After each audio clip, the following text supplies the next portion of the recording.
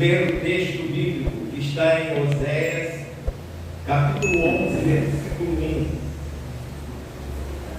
1. Oséias está no Velho Testamento, esse texto. É um profeta menor que foi usado por Deus para mostrar o verdadeiro amor que Deus nutria pela nação de Israel, por nós também. Capítulo 11, apenas um versículo da Bíblia diz o seguinte: quando Israel era menino, eu o amei, e do Egito chamei a meu filho. Que Deus abençoe esta palavra que lemos em nossos corações. Orar mais uma vez. Senhor Deus, esteja presente aqui nesta tribuna para abençoar o teu servo que vai ministrar a tua palavra. Usa-me para que o teu nome seja glorificado, que vidas possam aceitar o plano da salvação e possam conhecer o Deus se fez carne para habitar entre nós, homens, para que nós pudéssemos ter acesso aos céus. Eu oro e agradeço por tudo, em nome de Jesus. Amém. Irmãos, podem sentar-se. Do Egito chamei ao meu filho. O Egito é uma das nações que aparece com bastante frequência no cenário bíblico. É oportuno lembrar que Abraão, por conta da fome que se abateu sobre Canaã, foi socorrer-se no Egito. Essa narrativa está em Gênesis, capítulo 12, versículos 9 a 20. Isaac teria o mesmo destino, não fosse impedido por Deus, como nos mostra o capítulo 26 do mesmo livro de Gênesis. Após receber a bênção de Melquisedeque, rei de Salém e sacerdote do Deus Altíssimo, o Senhor aparece a Abraão e lhe diz o seguinte: sabe com certeza que a tua descendência será peregrina em terra alheia, será reduzida à escravidão e oprimida por 400 anos. Sabe também que julgarei a nação a qual ela terá de servir, e depois sairá com muitos bens. Essa foi a mensagem que Deus transmitiu a Abraão naquela época, cujos registros estão no capítulo 15, do livro de Gênesis, versos 13 a 14. Mas que nação é essa que os descendentes de Abraão serviriam por 400 anos? A Bíblia responde em Êxodo capítulo 12, versos 40 a 41. O tempo que os israelitas viveram no Egito foi de 430 anos. E ao fim dos 430 anos, naquele mesmo dia, todos os agrupamentos do Senhor saíram da terra do Egito. José, filho de Jacó, neto de Abraão, fora vendido como escravo aos midianitas por 20 ciclos de prata e o levaram para o Egito. Lá ele se tornou poderoso, fiel ao Senhor, prosperou naquele lugar, vindo a tornar-se governador. Como governador, pôde ajudar toda a sua família numa época de grande fome, levando-os todos para residir numa das melhores terras que havia por lá, a terra de Gozém. Jacó então chegou ao Egito com mais 70 pessoas, incluindo os membros da família e os servos, consoante Gênesis capítulo 46, verso 27. Foi no Egito que Israel surgiu como nação. Foi exatamente para o mesmo Egito que um anjo do Senhor falou a José, esposo de Maria, mãe de Jesus, para que fugisse para lá, porque o rei Herodes queria matar a criança. Mateus, capítulo 2, versículo 13. A pergunta a ser feita é: quanto tempo José com a família deveria ficar no Egito? A resposta: o templo de Deus. O anjo lhe havia dito: permanece lá até que eu fale contigo. Como seria bom se os crentes pudessem aguardar o tempo de Deus. Mas infelizmente não é assim. Todos nós ficamos ansiosos para que aconteçam as coisas que nós queremos em nossas vidas, e nós esperamos o tempo de Deus. E muitas coisas dão erradas porque nós não tivemos paciência para aguardar o momento certo.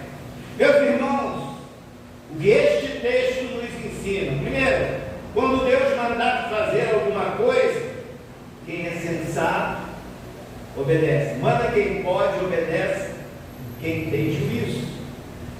É uma frase que é muito usual no mundo do universo jurídico.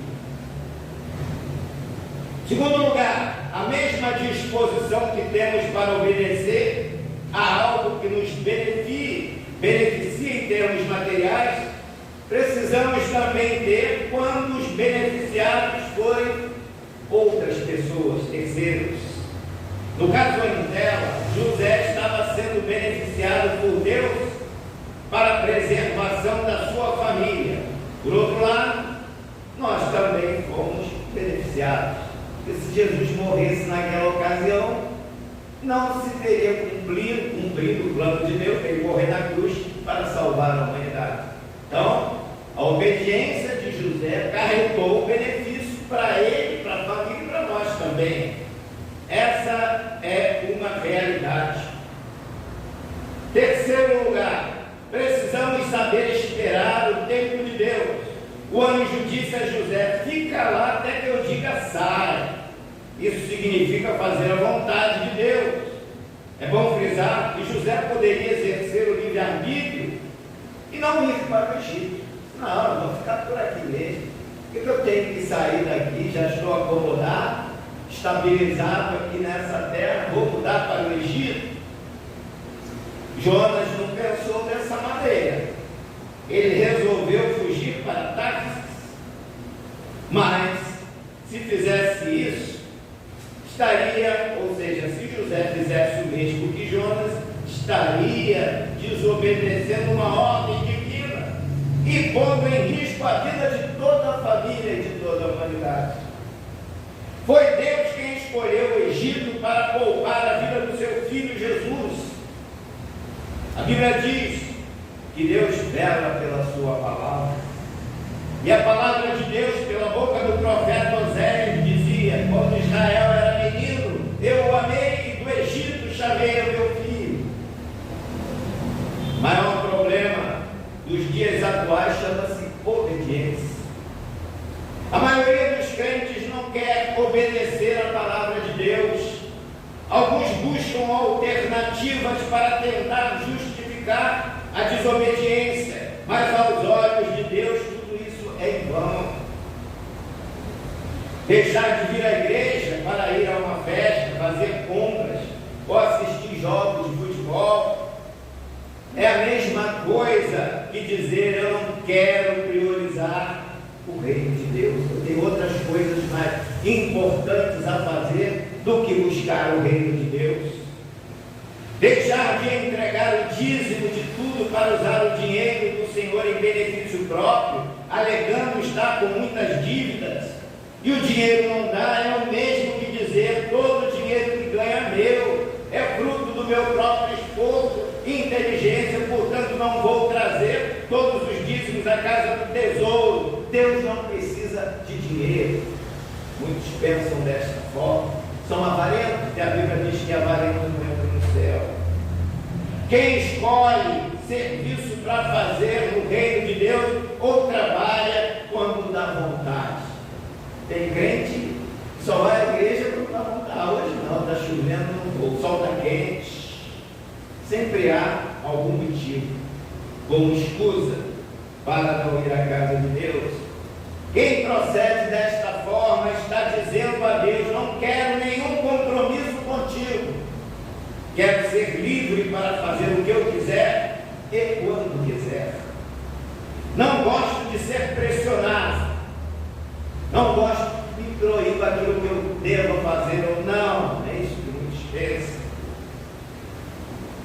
Poderíamos estender essa lista para mais adiante, porque ela é longa, mas o teor dela é exemplificativo. José era um bom crente. Se ele estivesse como membro em nossa igreja, certamente não traria problema, pois obedeceria ao seu pastor e seria amigo de todos. Era, portanto, necessário que Jesus estivesse no Egito, para que se cumprisse a profecia de Oséias: do Egito chamei meu filho. Saindo de lá, quando Deus assim o chamasse. E esse dia chegou. No tempo de Deus. Qual foi o tempo de Deus? Mateus faz a seguinte narrativa: tendo morrido Herodes, eis que um anjo do Senhor apareceu em sonho a José no Egito, dizendo: levanta-te, toma o menino e sua mãe, vai para a terra de Israel, porque já morreram os que procuravam a morte do menino. Evangelho de Mateus, capítulo 2, versos 19 a 20. Prestem atenção, José teve que fugir de madrugada para o Egito para não ver seu filho morto pela mão de Herodes. Depois que Herodes morreu, Deus chamou do Egito seu filho para a terra de Israel. Alguém poderia perguntar: sendo Deus todo-poderoso, não poderia ter matado Herodes antes e evitar todo o transtorno da viagem e a tensão provocada pelas ameaças do rei? Parece simples, mas não é. Deus tem seus planos, seus propósitos que nós humanos desconhecemos. O que temos que fazer é obedecer sem murmurar, sem reclamar, sem querer saber o porquê, o para quê. Pedro, certa ocasião, quis saber o porquê de Jesus lavar os pés e questionou assim: Senhor, tu lavas meus pés a mim? Respondeu-lhe Jesus e disse: o que eu faço agora não sabes tu, mas tu o saberás depois. Evangelho de João, capítulo 13, versículos 6 a 7. Muitas coisas que se nos acontecem não conseguimos entender, mas um dia nós entenderemos. Lá no céu tudo nos será revelado. É importante obedecer aquilo que a palavra de Deus nos manda fazer e deixar de fazer o que ela nos proíbe. Um detalhe interessante que merece observação é o fato de que Deus determinou um lugar para José e sua família refugiar-se. Ali não tinha escolha, tinha que ser no Egito. Diferentemente, quando a ordem foi dada para deixar aquela terra, o destino apontado foi as terras de Israel, ou seja, qualquer cidade da Palestina. Deus não determinou para qual cidade a família de Jesus deveria voltar. Isso nos mostra que em nossa vida nem sempre a escolha é nossa, é também, nem sempre a escolha é de Deus. Às vezes Deus escolhe, às vezes nós escolhemos. Para onde José iria então? Para a Judéia? Herodes estava morto.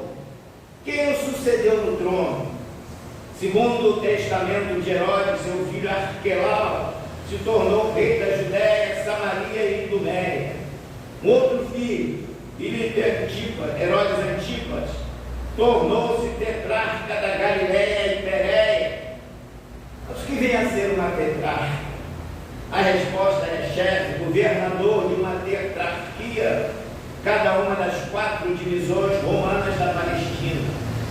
Ao terceiro filho, Filipe, coube a tetrarquia da Itureia e da província de Tracônides, conforme Lucas capítulo 3, versículo 1. A Bíblia diz em Mateus capítulo 2, versículo 22, que José obedeceu mais uma vez a voz de Deus e voltou para a terra de Israel. Ouvindo, porém, que Arquelau reinava na Judéia em lugar do seu pai Herodes, temeu ir para lá, mas avisado em um sonho por divina revelação, retirou-se para as regiões da Galileia, onde reinava Herodes Antipas, aquele mesmo que mandou cortar a cabeça de João Batista. Evangelho de Mateus, capítulo 14, versos de 1 a 12. Foi o mesmo que quis matar Jesus, e os fariseus disseram: mestre, retira-te e vai-te daqui, porque Herodes quer matar-te. Ele, porém, lhes respondeu: ide dizer a essa raposa que hoje e amanhã expulso demônios, curo enfermos, e no terceiro dia terminarei. Lucas capítulo 13, versículos 32. Jesus está fazendo alusão à sua obra não terminada e à ressurreição anunciada ao término do terceiro dia. A cidade da Galiléia que José escolheu foi Nazaré, onde Jesus passou sua infância. Por esse motivo ele foi chamado Jesus de Nazaré. De acordo com Lucas, capítulo 1, versículo 26 a 27, sua mãe era natural de Nazaré. Lá ele passou a maior parte da sua vida, desde a volta do Egito até transferir-se para Cafarnaum, no início da sua vida pública, onde ele realizou o primeiro milagre, depois lá em Caná da Galiléia. Há ainda o fato ressaltado por Mateus que o nome Nazareno fora profeticamente predito como um dos sinais que identificaria Jesus Cristo como o Messias prometido. Vejam a expressão de Mateus: e chegou e habitou numa cidade chamada Nazaré, para lhe se cumprir o que fora dito pelos profetas. Ele será chamado Nazareno. Acontece que Nazaré não é mencionado nas Escrituras do Velho Testamento. A chave para o entendimento está em relacionar Nazaré com sua raiz hebraica, Netzer, que significa renovo, broto ou ramo. Com isso em mente, é evidente que Mateus se referiu ao que Isaías dissera a respeito do Messias, porque brotará um rebento do tronco de Jessé e de suas raízes um renovo frutificará. Isaías capítulo 11, versículo 1.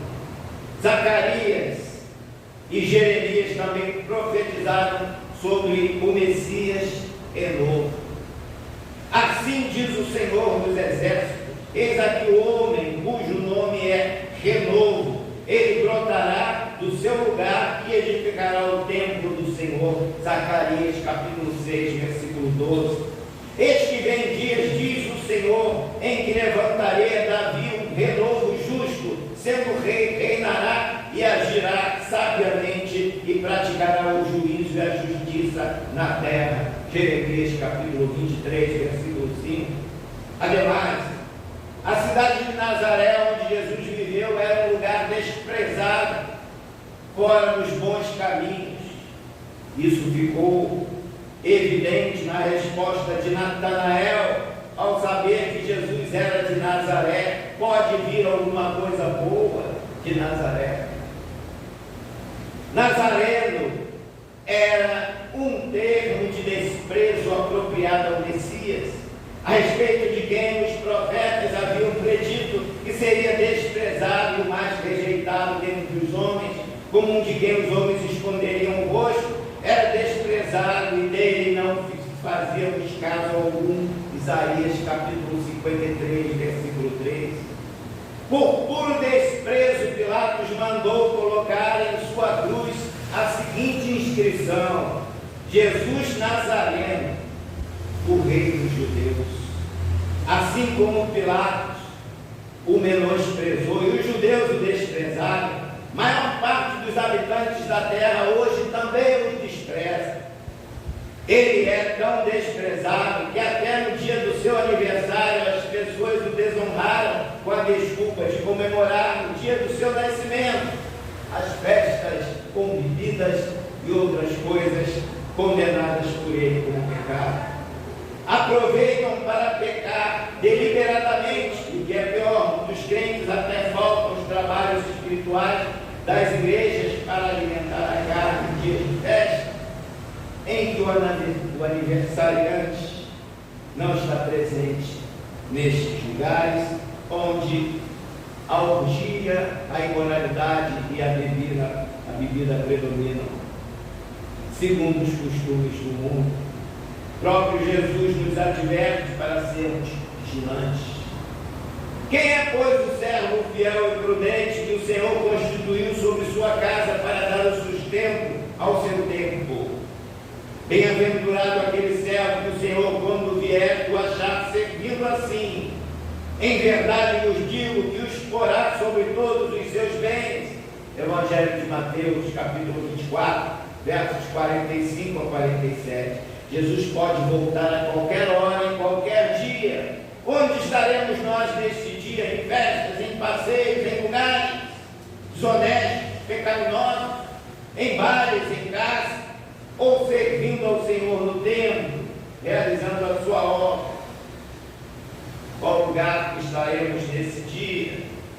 O que mais importa para Deus não é sacrifício de ninguém, é obediência. Obediência à sua palavra. Profeta Oséias, no capítulo 6, versículo 6, assim se expressa: pois quero misericórdia e não sacrifícios, e o conhecimento de Deus mais do que holocaustos. Samuel, reconhecido como um verdadeiro profeta de Deus, falou ao povo que obedecer é melhor do que oferecer sacrifícios, e o atender é melhor do que a gordura dos carneiros. 1 Samuel, capítulo 15, versículo 22. O evangelista Lucas narra as seguintes palavras de Jesus, exortando os seus ouvintes: por que me chamais Senhor, Senhor, e não fazeis o que eu digo? Lucas capítulo 6, versículo 46.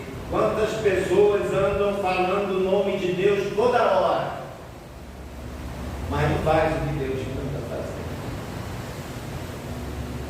Foi a estes que Jesus se referiu. Me chama Senhor, Senhor, mas não faz a minha vontade. Tiago ensina: sejam cumpridores da palavra e não somente ouvintes.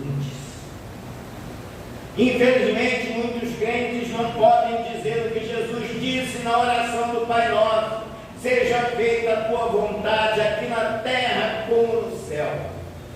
O crente não faz a vontade de Deus, como que é que ele vai dizer seja feita a tua vontade? Se ele não faz,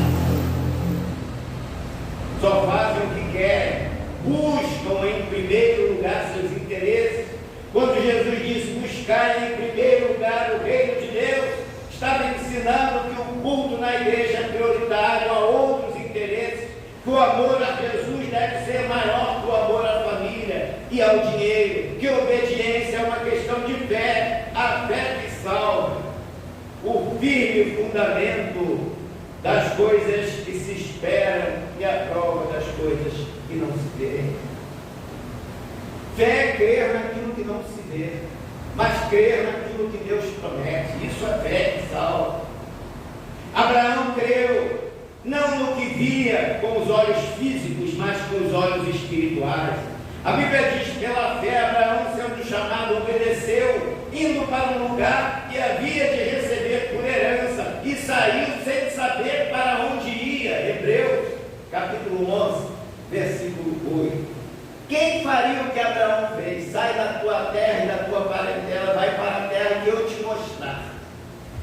Abraão, com família toda estruturada, com seus negócios estabelecidos, que eu te saio, vai para uma terra que tu não conheces. Alguém faria isso se Deus dissesse? Abraão fez. É questão de fé. Ele creu na palavra de Deus e obedeceu isso que Deus quer de cada um de nós. O menino estava sentado junto ao portão que dava acesso à propriedade do seu pai, quando Napoleão se aproximou com seus homens soldados e queria cruzar aquela propriedade, porém o menino o impedia. Zangado, o imperador gritou com ele: menino, eu sou Napoleão Bonaparte, o imperador, abre esse portão. Muito educado, o menino tirou o chapéu e perguntou: o Senhor vai querer que eu desobedeça a meu pai? Este portão está fechado, aqui ninguém passa, conforme meu pai determinou.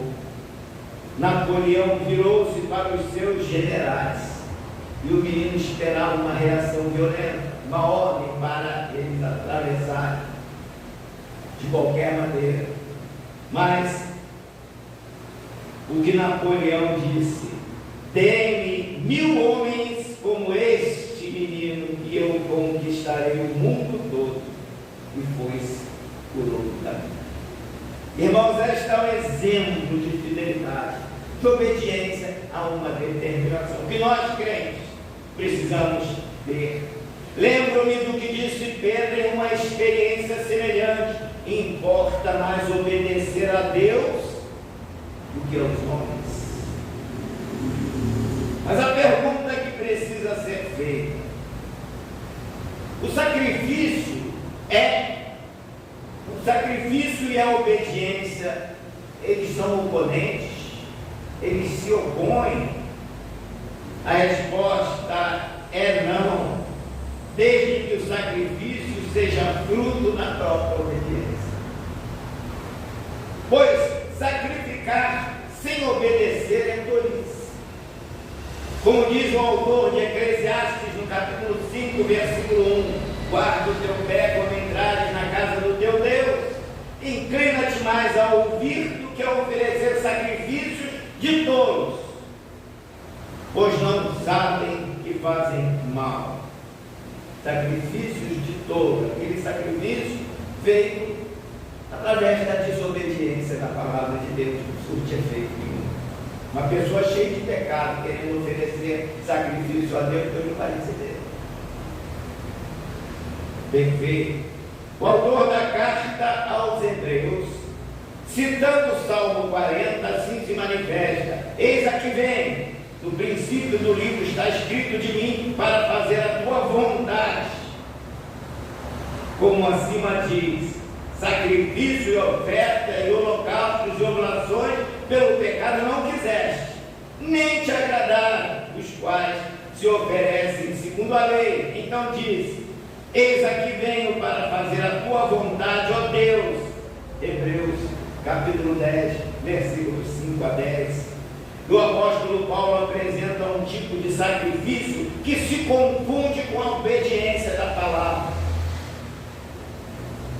Ao escrever aos Romanos, ele apresenta o seguinte tipo de sacrifício: rogo-vos, pois, irmãos, pela compaixão de Deus, que apresenteis os vossos corpos em sacrifício vivo, santo e agradável a Deus, que é o vosso culto racional. O culto tem que ser com a razão, controlando as emoções. E não vos conformeis com este mundo, mas transformai-vos pela renovação do vosso entendimento. Isto é, o crente não deve imitar os costumes da sociedade, pois ele é que deve atrair com seu testemunho e não se deixar influenciar pelos apelos da sociedade comprometida com o pecado. Crente tem que ser diferente do homem natural para poder levá-lo a Cristo. Crente deve ser astro e não satélite. Como diz o apóstolo Pedro: mas como é santo aquele que vos chamou, sede vós também santos em toda a vossa maneira de viver. 1 Pedro, capítulo 1, versículo 15. Porque está escrito em Levítico, capítulo 11, versículo 44: sede santos, porque eu também sou santo. Agindo assim, o crente terá comunhão com Deus e saberá qual seja a boa, agradável e perfeita vontade de Deus para executá-la com alegria. Como disse anteriormente, o sacrifício não se opõe à obediência quando ele próprio se torna a prova da obediência. De acordo com o que diz o autor da carta aos Hebreus, no capítulo 13, portanto, ofereçamos sempre a Deus sacrifícios de louvor. Esse sacrifício que é feito em louvar a Deus é uma obediência à própria palavra. Então, é um sacrifício que se confunde com a obediência à palavra de Deus. Ofereçamos sempre sacrifícios de louvor, fruto dos lábios que confessam o seu nome, e não vos esqueçais da beneficência e como comunicação, ou seja, fazer bem ao próximo como a si mesmo, comunicar-se com o próximo, principalmente comunicando a palavra de Deus, para que o próximo possa encontrar o caminho da salvação, porque com tais sacrifícios, este sim Deus se agrada. Que Deus abençoe a cada um de nós, que abençoe os ouvintes que nos acompanham pela internet, e que possam entender que obedecer é a chave do sucesso para a ida para os céus. Que Deus assim nos abençoe.